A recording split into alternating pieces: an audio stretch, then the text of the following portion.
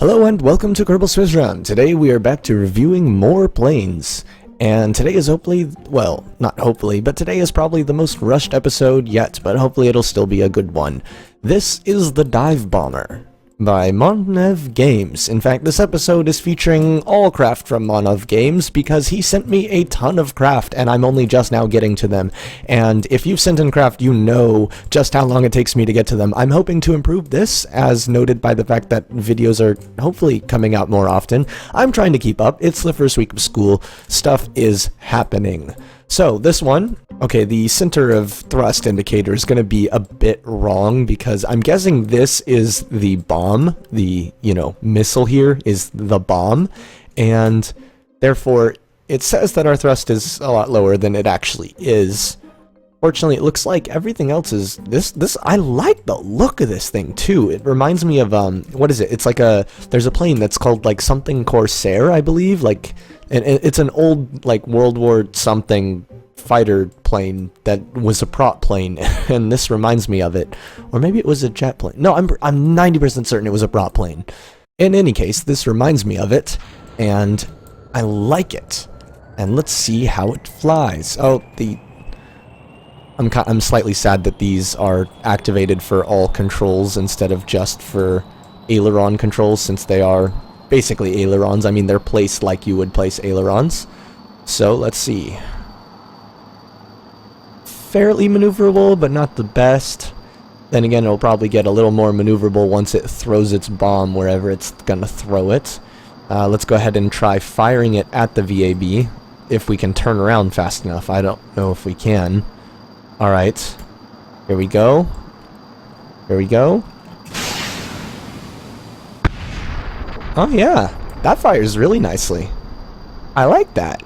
Let's see, it gets a little more maneuverable, a little quicker to move around once you fire the bomb, which makes sense. You just threw off a huge amount of weight. And of course it can pull up easier now because instead of the center of thrust being just about lined up with the center of mass, the center of thrust is now below the center of mass. So it can pull up a lot easier, and there we go. Ooh, yes, it also goes much faster. I hadn't actually been paying enough attention to see that, but it goes much faster like this. Look at that, the way the tail can just whip around. Whoa, wow. And, ooh, shit. I'm gonna say that was my fault. Of course, I can't be sure, but I'm gonna say that that was my fault, that crash. Next up, also by Monev Games, or Monev 44, as it says in some of the craft names, we have a series of tubes.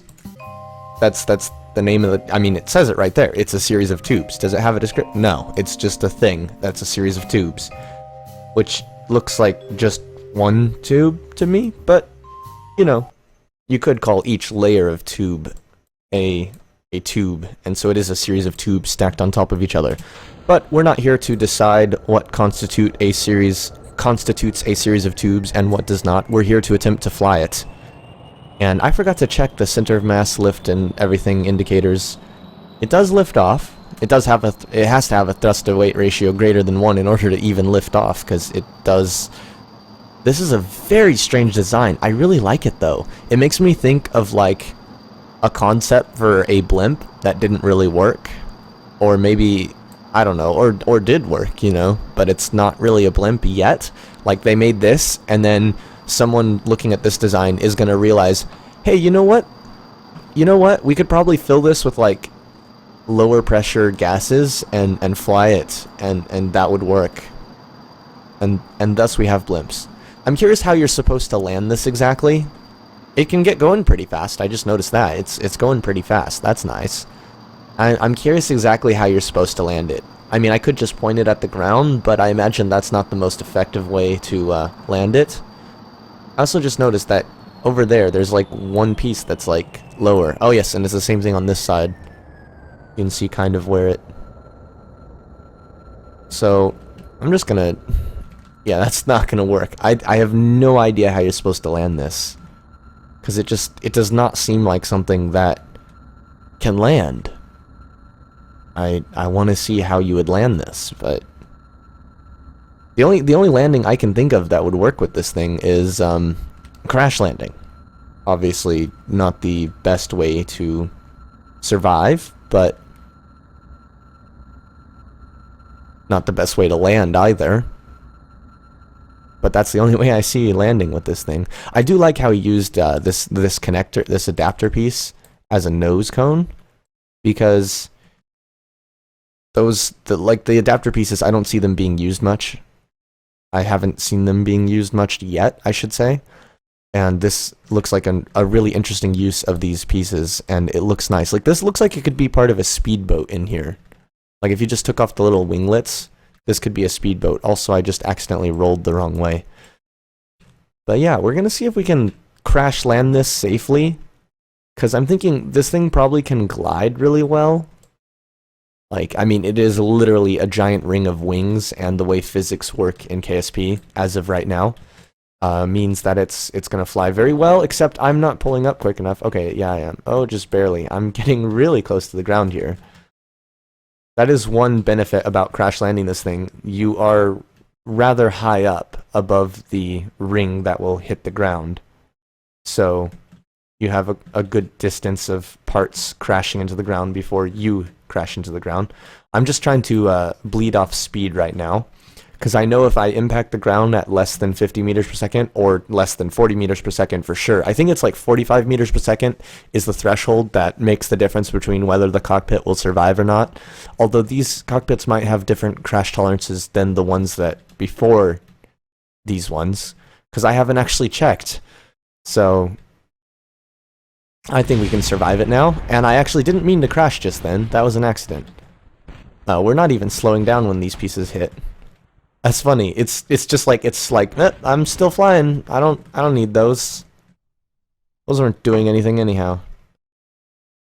Let's turn it sideways and just now we broke off half of that, and now it really is gonna crash and slide to a stop.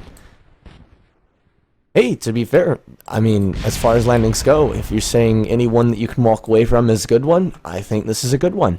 Next, oh god, I actually recognize this. I've seen this one before. Monev actually makes YouTube videos. He's another YouTuber. I think he does more live streaming than actual, like, just for video making videos. I'm not sure about that though. In any case, I recognize this because I've seen this go horribly wrong. Basically, the concept with this plane is that it's a plane that can take off entirely on its own. You just throttle up and go down the runway, and it will slowly take off on its own, which is... wow, look at this thing. Basically, though, what he ended up doing in this live stream, I just saw the excerpt of it, because he posted a highlight of it. The capsule here has little rockets, so you get the Kerbal out of the capsule, put him in the seat, then fire the capsule off. And so he did this, and he wanted to demonstrate how it could take off on its own. And the capsule flew up, and then landed on the plane partway down the runway, and blew up the plane during takeoff, which was fucking hilarious. And yeah, so it all went... wow, look at this tail back here. I didn't even see that. So it all went horribly wrong, and it was beautiful. And so he revised the instructions for how to fly this to include wait for the capsule to crash and explode before attempting takeoff. Anyhow, we're gonna do that now. Okay, here we are, just barely loaded in. It's wobbling and flexing. We gotta take the pilot and put him in the seat up front at this very nice, proper frame rate and physics. I just noticed there's ladders here. Excuse me. I'm guessing I was supposed to climb down rather than just jumping off of the ladder, but too late for that now. Guess I'm gonna have to risk it. Also, this has an eject system, I just noticed. The little front bit seems to... oh, come on. Let me get in. Can we reach it yet? Yes, we can. Barely. With lots of physics lag. Alright. Now, the name of the craft is Don't Use SAS, because us Ubers have a tendency to ignore anything the person who sends us a plane says about using the plane. Oh hey, that launches backwards. Interesting. I wonder if he changed that after that video, after that incident, or if it just so happened that the way he tried to fly it then, it did that. I just noticed these engines are slightly off-angled, which is very funny. That's interesting. And it says not to use SAS, which really, really makes me want to use SAS to see what happens. I think I won't for now. And we'll just turn it on. And I would activate time acceleration, but I know that that's a terrible idea. And I forgot to turn off the brakes. That would probably assist this thing in actually taking off. Oh, there was the crash, and now it's exploding in slow motion behind us.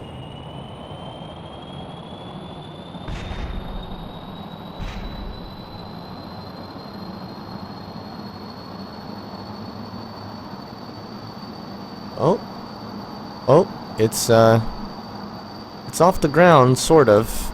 It's, this, I mean, the front is, well, yeah, it's off the ground. It's coming back towards the ground, though, so I'm actually going to go ahead and take over now and pull up just a little bit.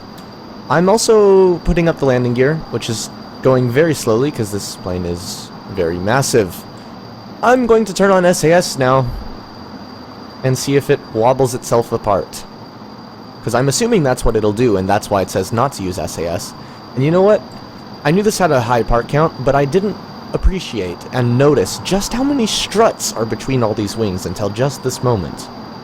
Holy crap. How many engines does this thing have, too? Like, it has 3, 6, 9, 10, 11... That's, yeah, 12, 13, 10, 26 engines. Unless my rapid attempts at math have failed. It actually looks like it's flying pretty well, and I've accidentally indicated orbital speeds when I should have been going to surface speeds. It looks like it's actually flying pretty well. I wonder how far this thing could go, because it does have massive fuel tanks. And I bet you could actually get away with having a lot less engines on it, or at least a lot less of them running, and it would still fly fairly well. And then you could go pretty far, maybe, with it. Then again, it may not behave very well at the higher atmosphere, and therefore may be horrible and crash if you try to do that. Right now, though, I'm going to do a banking turn and crash it, because I really need to hurry up and go somewhere. And that's why I started by saying that this is going to be one of the most rushed videos, because I got to go to an unofficial club meeting. Computer Science Computer Engineering Club at the college I go to. Which has an interesting URL for our website, which I thought was, which is pretty cool, because they have the new top-level domains, like .club, for instance, and I'm trying to think of another one. There's .blue, there's .investor, probably. I don't know if that's a real one or not. There's a lot of these domains that they've recently introduced that are like that, and ours is csce.club, so that's pretty neat little URL. And yeah, so it's a little club thing, and it's the brand new semester right now, so obviously we gotta have a club meeting to be like, yo, what's going on this semester, and do stuff.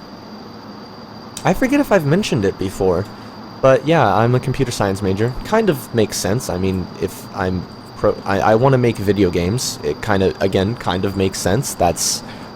I've been posting some videos, especially more recently. I posted 2 videos in a row, or with 1 video in between, I forget, of that new thing I started working on called Space Love. There's also another thing that I just started a couple days ago that I want to show you as well. Excuse me. But I didn't actually do a oh my god, let's crash it into the SPH. I didn't actually... I don't actually have it on this computer. I can't record it right now, so I haven't made a video of it. Of course, it also kind of... It's a little too early to make a video of it, really. Like, even though I make videos pretty early on, right now it's literally some text and a button you can click. And that's a little too little. I mean, there's a little more to it than that, but not much, really. Alright, let's go. Let's crash this thing. Like, let's just clip the wing, if we can. Oh no, we missed! We missed! Damn it, I guess we're gonna crash into the R&D building. Unless I missed that too somehow. Oop, there we go. Yeah!